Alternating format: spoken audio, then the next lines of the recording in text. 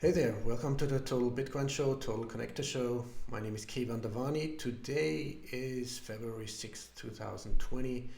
We've got actually a bunch of newsworthy information I want to share with you. I don't want to blabber too much, so let's go straight into it. Let me see if you can, yeah, you can, I guess you can hear me and see me. All right. So let's start off by starting with the European Central Bank. It's just getting more and more hilarious. There we go. Where is it? Yeah, so on Twitter, the European Central Bank actually was by a guy called Keyvan. He's a great Twitter source.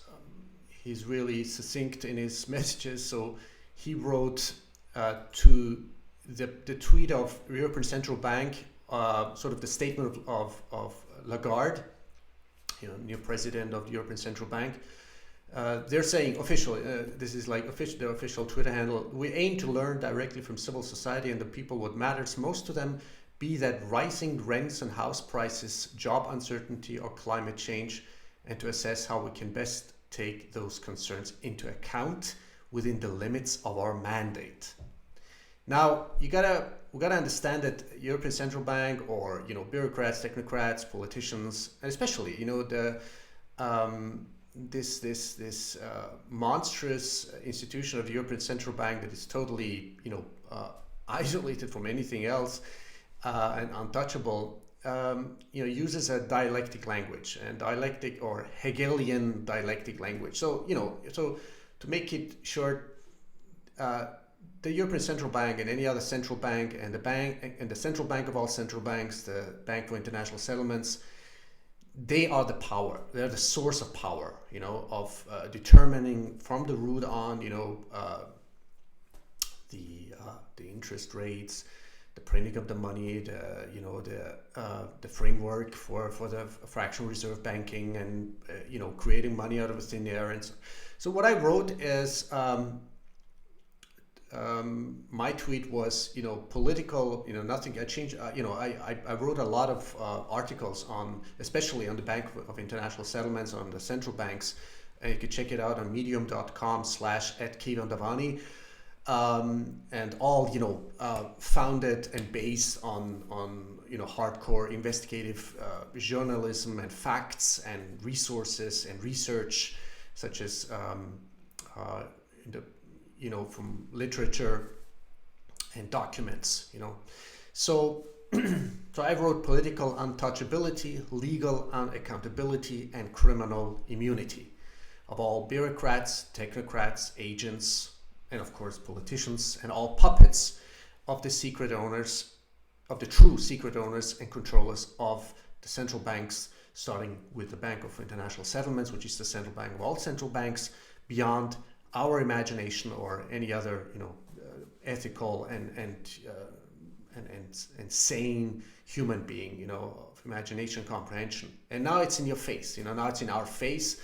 And it's coming. The banning of cash is going to come gradually. Negative rates interests have already started. Starting in Germany, I think 20, 25, 30, up to 30% of banks. Which other countries were they? I think Netherlands, already, and maybe even a couple of other countries in Scandinavian countries. They've already started putting interest rates on deposit retail accounts, and so you have to pay money in order to deposit money. It's crazy. So this is what negative interest rates policy is gonna turn into. And so this guy Keyvan, he said, he's actually literally quoting Lagarde, because you cannot misinterpret this statement. So this is where we are. We are in a criminal structure. We are in a criminal matrix, and nobody wants to talk about it. It's amazing. This is the question I'm asking. Where does the central bank and the central bank of all central banks and all central banks, and in collusion.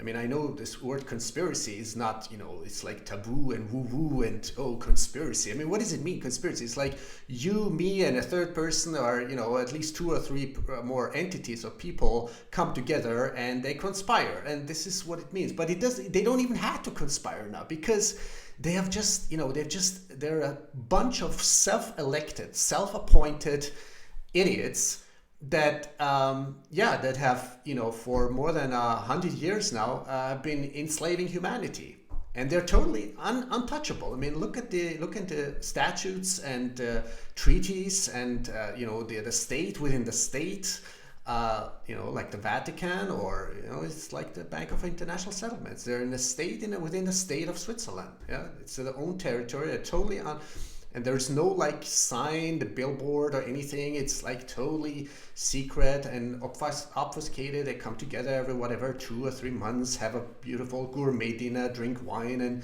and there's no records, at least officially, no notes, no official records or anything. So this is the root of our of all the symptoms. This is where we need to start off. We need to evolve, of course. There's this saying, Bitcoin fixes this, of course, and Bitcoin is monetary freedom. Bitcoin is monetary evolution. But so anyway, let's go. Let me see what I can find here. Central bank crypto still 10 years away, says former ECB vice president. And sometimes I think maybe it's good that all these attacks by the shitcoiners and by the pseudo monetarists, by the real pseudo Bitcoiners, and all these attacks that Bitcoin is not a payment technology, it's got to be a medium of exchange and blah blah blah. So maybe it served a purpose that it took such a long time to, and we're still not there yet. It's still a savings technology. It's still wealth preservation technology. It's still low time preference investment technology, and it's a money. Bitcoin is money. That is why I have in my teaser, my trailer, this voiceover where I say Bitcoin is the hardest and scarcest money ever created in human history, because it's so perfectly aligned within that its own equilibrium. When you take everything into account, the game theory, the proof of work, the game incentivization. So many people running full nodes, everybody having their own, of course, in their own self-interest, want to preserve the value of their Bitcoin or every single Satoshis. So 1 Bitcoin equals 100 million Satoshis. Just imagine what one single Satoshi could be worth and will be worth in 4 years to come, 5 years to come, 10 years to come, after so many halvings, 2 or 3 halvings, stock to flow ratio going up, proving in its essence the hardness of its money. Anyway, so the central bank is thinking of, has been tinkering and blabbering about creating their own cryptocurrency. I mean, it's nothing else than another centralized digital currency. This is what it means, all right?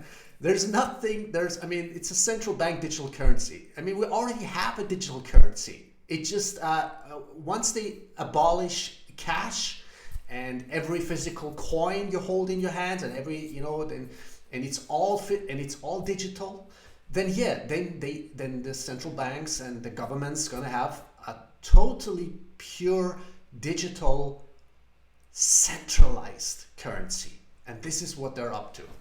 So, but they can't do it like from one day to another. They need to warm up the water so the frog doesn't so we people in their eyes, we their slaves, they're subservient slaves, cannot don't notice anything or do any uprisings. The one thing they're real afraid of is they're afraid of our of us becoming aware, of us people, humanity becoming conscious, of us collectively, humanity, rising up, not necessarily even.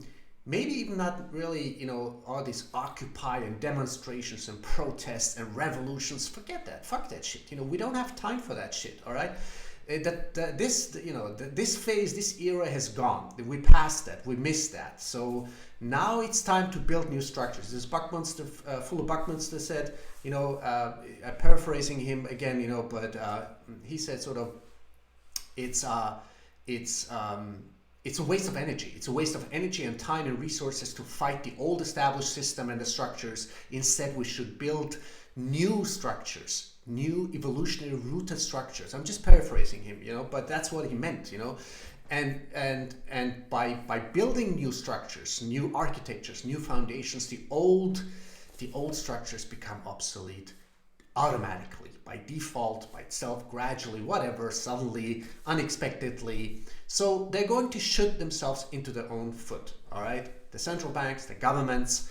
So thanks God, we have a minority of intelligent, open-minded, conscious, evolving, developing, and this is what people like, Elizabeth Stark do, and so many other, entrepreneurs, coders, programmers, product developers, computer scientists such as Adam Back. They are building. They are intuitively, or Jack Mallers now coming out, with their strike, hopefully soon globally, which it's good for the beginning, but we're still sort of stuck in between this gap, all right, of fiat and Bitcoin, and that is and as we I already talked about with so many others on my podcast show, also with Neil Woodfine, and last time check out his interview on my podcast show. It's on anchor.fm/KeyvanDavani, or just go on keyvandavani.com, or just simply thetotalconnector.com and check out my website and all the resources information. So Elizabeth Stark just announced on February 5th, it's a beautiful announcement, entering the decade of Lightning. She's saying, 6 years ago, I was geeking out with a friend about Bitcoin, and one of my biggest takeaways was that while this technology had the potential to be game-changing, no one had built the application layer yet. I promptly tweeted about it. Bitcoin is protocol, has huge potential. It's like the TCP layer, but no one has built the HTTP layer yet, like the internet, right? So we are actually doing pretty much, we're creating the internet of money. That's what Andreas Antonopoulos has been preaching about so many times, and written also his books, at least one of his books or volumes called Internet of Money 1 and 2. I think even volume 3 has just come out, and other books. So, and that's where she started. Fast forward to 2016, where she started Lightning Labs, and then she says, I saw that Bitcoin could fulfill this vision of making it far easier to send and receive money on the internet, and had seen firsthand how difficult it was with the legacy system. Try paying $1 for a song. Various intermediaries will take 50%. That's true. What? Want to send $20 to a friend in Argentina? Good luck doing with that, with fiat. I knew that Lightning would enable instant high-value transactions, she goes on Bitcoin, and this sparked my imagination. It wasn't just the existing use cases that drew me in, but the whole world of possibilities that I could foresee emerging. Anyway, so now she's saying, excited to announce a major milestone for Lightning Labs. We've raised at $10 million. I mean, might be even, still a drop on a hot stone. Because what is 10 million compared to other entrepreneurial investment projects that are like pumping so much gold in so many shit projects? Just look at the 2016, 2017 ICO bubble, all these scams. So many people fell for it, even professional experts. I know, to be honest with you, I even know somebody who is an ex Goldman Sachs, and he said he even fell for that bullshit. So it was just so much hype and buzzwords and so much hope and so much, I don't know, liquidity going into all this. I mean, look at it now. It's all, Ethereum. What a shit coin. Everything. It was enabled essentially by Ethereum. And you've got all these scam projects, or negligent projects, or white paper projects. It's so much bullshit. So we all fell for that. We all learned our lessons, and now it's time to learn our lessons and just get on with our bloody noses, get up, and and what doesn't kill us makes us stronger, right? So we've raised $10 million, she says, Series A. So I guess there's more to come to further develop our Lightning payments technology and scale the developer ecosystem. And what does it mean? I mean, what does Lightning mean? It means we're finally going from the store of value phase from monetary revolution perspective, savings technology, wealth preservation, low time preference investment technology, into the hardest and scarcest money ever created in human history. And that is Bitcoin, with absolutely, totally, scarce money, the scarcest money, 21 million Bitcoin. And if you just think about it, if you understand that by the year, I think 2030, maybe I'm going to be more conservative. I think I don't have the numbers, but like by the year 2040 or 45, at least by 2030, that's for sure, approximately 95 or 98% of all Bitcoin going to be mined. And by 2045, something like that, 99% of all Bitcoin going to be mined. So the rest of the whatever 1%, the remaining 1% is going to take, ages, till 2140. So that alone, just that fact by itself shows, after so many halvings and then liquidity coming in now more and more, maybe more secretly now or semi-secretly from investors, institutional investors, hedge funds, pension funds, and I would really urge pension funds, please put at least a couple of percent if you are allowed to do that. I know from a legal, regulatory, blah blah, and fiduciary blah blah perspective, I know it's complicated, but if you can do it, please do it now, for the sake of the wealth preservation and for the sake of existence and well-being of all the pensioners and retirees out there, of this, the people out there, who've been working so hard for their money. Anyway, check out their, it's a long article about Lightning Loop and the beta, major product release of, sorry about that, Lightning Loop, our first paid product. Sorry about that. Loop helps startup node operators and end users send and receive on Lightning more efficiently. Yes, with Loop, users can move funds between the Bitcoin blockchain and Lightning network in a non-custodial manner. Loop opens up a world of Lightning native financial products, and this is the first several blue sky Lightning products we're building. And this is the homepage, lightning.engineering/loop, the easiest way to manage inbound and outbound liquidity. That's what it counts. On the Lightning network, keep your channels open and the funds flowing. And it says Loop Out for merchant services and users who primarily receive funds via Lightning. Loop Out serves as a bridge, allowing funds to be sent out of the Lightning network to on-chain destinations like exchange accounts or cold storage systems. This can also be useful for users who want to manage capacity so that channels can be used indefinitely to receive more funds, send funds on-chain to merchants or services that aren't yet Lightning enabled, beautiful, and rebalance routing channels so payments can be routed in a direction. So the future is bright, the future is beautiful, the cat is out the back. Pandora's box has been opened 11 years ago by this pseudonymous beautiful genius of Satoshi Nakamoto, who, essentially he put together all the technologies had already been existing for so many decades, maybe even 40, 50 years in totality, but at least the last few decades. So he put it all together. And for that kind of genius strike or invention, you gotta really have a total holistic approach, understanding, comprehension, and vision and ethos when it comes to developing such a thing. It means understanding not only economics but money, history of money, game theory, computer science, proof of work, hash cash from Adam Back.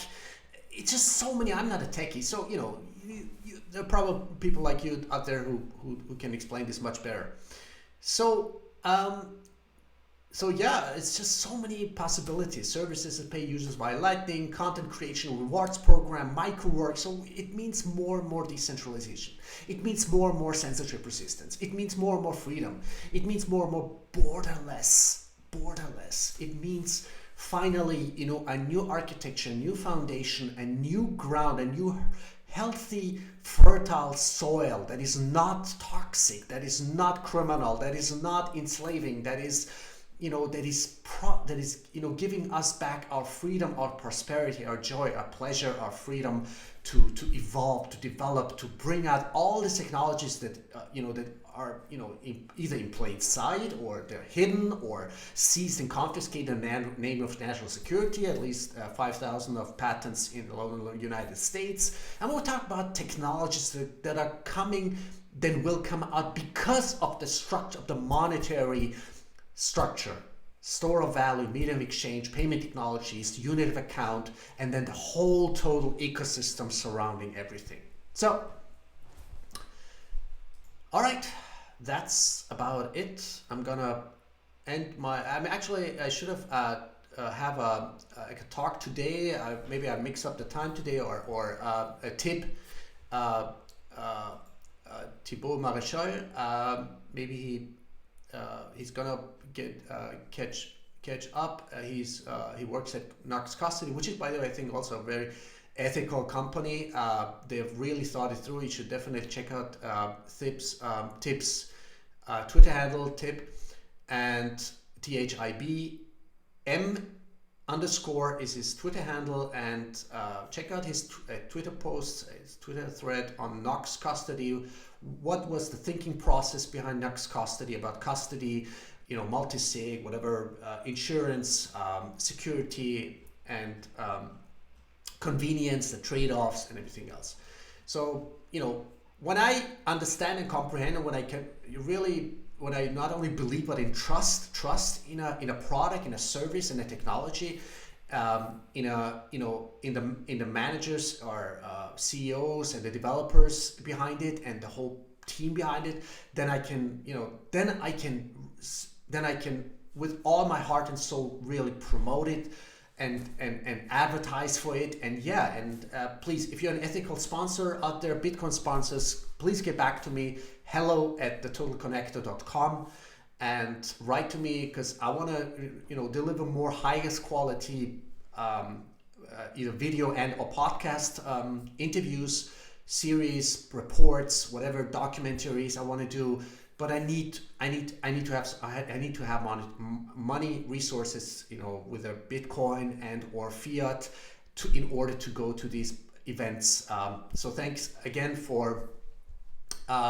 to Eric Grusquill of Libitcoin Institute and the main organizer of Crypto Economic Conference 2020. So hope and really looking forward to see you there if you come there to Hanoi from February 29th to approximately March 1st, 2nd, or something like that. So you can check it out on Crypto Economics. Really would love to see you all there. I'm gonna have a series of interviews with all the awesome speakers, and even Jack Mull is gonna be there, so I'm really excited. And stack up those sats, and take care of your security, take care of your privacy, take care of your hardware wallet. Please check me out on my Twitter handle is Keyvan. Please like, share, subscribe, follow me, whatever you do, whatever you can. Even if you cannot donate, it doesn't matter. If you write me positive review on any podcast platform, or retweet it, reshare it, follow me on Twitter, on Facebook, on LinkedIn, on Instagram, whatever you want. It's all tweeted and posted, and all my content is there. So thank you so much for your support, for listening, and if you have any questions, get back to me and let me know what other guests you would love to have on my show. And Total Bitcoin, the Total Connector. Thank you so much. Bye.